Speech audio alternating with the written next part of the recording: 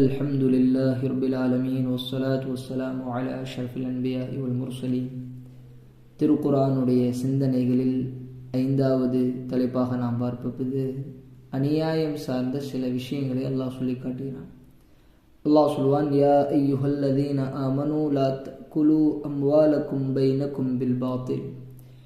ஈமான் கொண்ட மக்களே, உங்களுடைய செல்வங்களை அநியாயமான முறையில் உங்களுக்கு மத்தியில் நீங்கள் சாப்பிடாதீர்கள். இல்லா அந்த கூன திஜாரத்தன் அன் தராதின் மின்கும், உங்களில் பொருந்தி கொள்ளப்பட்ட வியாபாரத்தின் முறையாக இருந்தாலே தவிர. வியாபார முறையில் நீங்கள் ஒருவருக்கொருவர் சாப்பிடுவது வேறு, அது தவறல்ல. அநியாயமாக சாப்பிடக்கூடாது. வலா தக்துலு அன்ஃபுஸகும், உங்களை நீங்களே கொலை செய்யாதீர்கள். இன்னல்லாஹ கான பிக்கும் ரஹீமா, அல்லாஹ் உங்களோடு இரக்கமானவனாக நடந்து கொள்கிறான் என்று இந்த ஆயத்து. அப்போ வீணான தவறான முறையில் பயன்படுத்துவது மா யுகாலிஃபு ஷர்அ, இதற்கு தான் பாத்தில் என்று சொல்வார்கள், அநியாயமான முறை என்று சொல்லலாம். இந்த அநியாயமான முறையில் சம்பாதிப்பது, அடுத்தவங்களுடைய செல்வத்தை சேகரிப்பது, சாப்பிடுவது எல்லாமே இதில் வரும். இது எல்லாம் தடை செய்யப்பட்டது. இந்த வகையில் தான் வட்டியாக இருக்கலாம், சூதாட்டமாக இருக்கலாம், ஏமாற்றுவதாக இருக்கலாம், மோசடி செய்வது, இது எல்லாமே பாத்தில், மார்க்கம் விரும்பாது, மார்க்கம் தடை செய்யப்பட்ட காரியங்களும் உண்டு. மனிதனுடைய இயல்பான வழி என்ன? ஷைத்தான் மனிதனை வழிகெடுப்பதற்குண்டான வழி செல்வத்தை அநியாயமான முறையில் சம்பாதிப்பது. வட்டியின் மூலமாகவோ சூதாட்டத்தின் மூலமாகவோ. மனிதனுக்கு ஈஸியாக கடன் கொடுப்பான். 10,000 ரூபா கடன் கொடுத்து வாங்கும்போது 11,000 ரூபா திருப்பி வாங்குவான். இது அவனுக்கு இலகுவானது. ஆனால் மார்க்கம் இதை தடை செய்கிறது. இது வட்டி என்று சொல்கிறது. குல்லு கர்தின் ஜர்ர நஃபன் ஃபஹுவ ரிபா, ஒரு கடன் அதன் மூலம் பலன் வந்தால் அதுதான் வட்டி என்று சொன்னார். அப்போ இன்றைய பல வியாபாரங்கள் இந்த வட்டியை முதலீடாக, வட்டியை முன்மாதிரியாக வைத்து, வட்டியை முன்னால் வைத்து அதன் அடிப்படையில் தான் பல பேர்களை வைத்துக்கிறார்கள். அப்படி தான் வியாபாரம் நடக்குது. இப்போ பேங்க் எடுத்துக்கலாம், இன்சூரன்ஸ் எடுத்துக்கலாம், ஃபைனான்ஸ், எத்தனையோ வியாபார நடைமுறைகளில் இந்த வட்டி தான். ஆனால் இந்த வட்டியை தான் அல்லாஹ் கடுமையாக கண்டிக்கிறான். அல்லாஹ்வுடன் போர் செய்வதற்கு சமமான பாவம் என்று அல்லாஹ் இந்த வட்டியை தான் சொல்கிறான். அல்லாஹ்வுடைய தூதர் சபித்தார்கள். எப்படிப்பட்ட மக்களை? ஆக்கிலர் ரிபா, வட்டி சாப்பிடுபவன், ஓ மூக்கிலகு, வட்டிக்கு கொடுப்பவன், ஓ காத்திபகு, வட்டி கணக்கு எழுதுபவன், ஓ ஷாஹிதேஹி, வட்டிக்கு சாட்சியாக இருக்கக்கூடிய 2 நபர்கள். அப்போ வட்டியினுடைய எல்லா அம்சங்களையும் மார்க்கம் தடை செய்திருக்கிறது. அது பாவம், அது அநியாயம் என்று அல்லாஹ்வும் ரசூலும் சொல்லி காட்டுகிறார்கள். வட்டியை சார்ந்துதான் சூதாட்டம். எந்த அளவுக்கு அல்லாஹ் சொல்லிக்கான, இன்னமல் ஹம்ரு வல் மைசிரு வல் அன்சாபு வல் அஸ்லாமு ரிஜ்ஸும் மின் அமலி ஷைத்தான். சூதாட்டம் மட்டுமல்ல, சூதாட்டம், மது, அது சிலை வணக்கம், இவைகள் எல்லாமே ஷைத்தானுடைய கெட்ட செயல்கள் என்று அல்லாஹ் சொல்லி காட்டுகிறான்.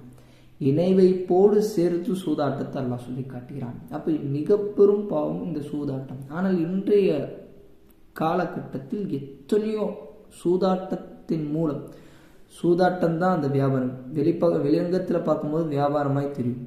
ஒரு ஸ்போர்ட்ஸ், இப்போ விளையாட்டாக இருக்கலாம், அல்லது எத்தனையோ ரம்மி, சூதாட்ட கிளப்பு, ஐபிஎல், இந்த பல கிரிக்கெட்டுகள் இந்த சூதாட்டத்தின் அடிப்படையில், பல விளையாட்டுகள் இந்த சூதாட்டத்தை மையமாக வச்சு தான் நடக்குது.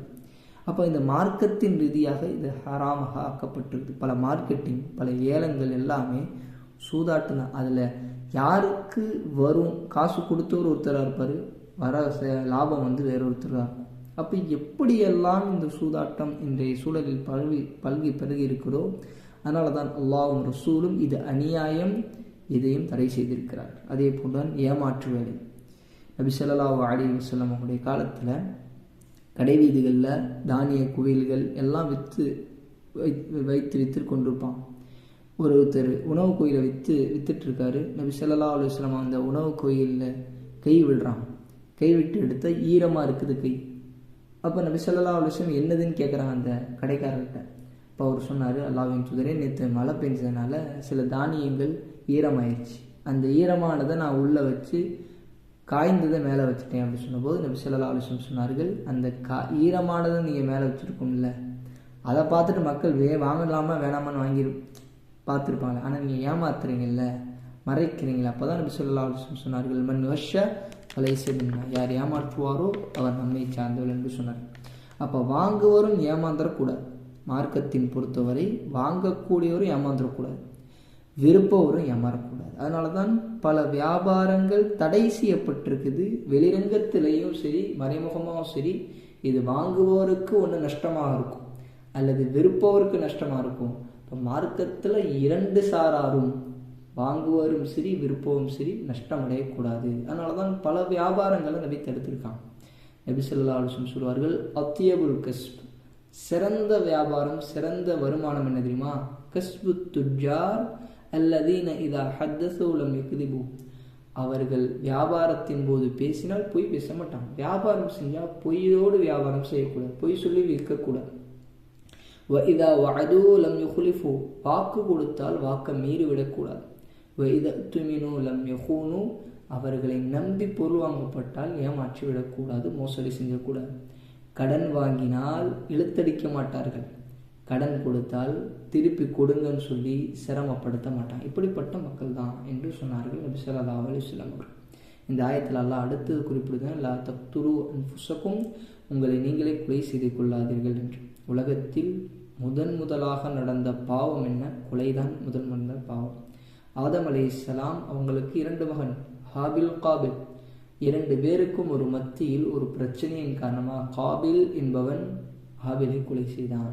அந்த பாவத்தை செஞ்சதுனால, உலகத்தில் முதலாக கொலை செஞ்சதுனால, உலகத்தில் யாரெல்லாம் கொலை செய்வார்களோ அவர்களின் பாவத்தில் ஒரு பங்கு காபிலுக்கும் போய் சேரும் என்று நபி சொன்னார்கள்.